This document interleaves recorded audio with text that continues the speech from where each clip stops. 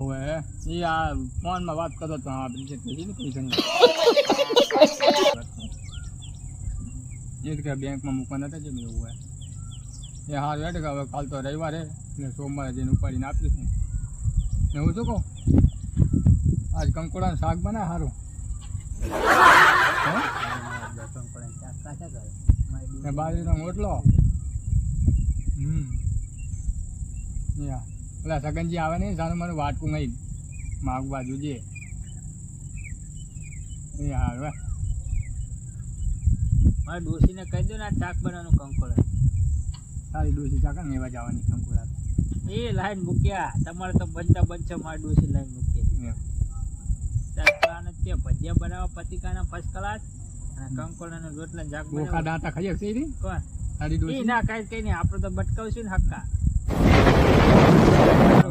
ઘર બાજુ જશું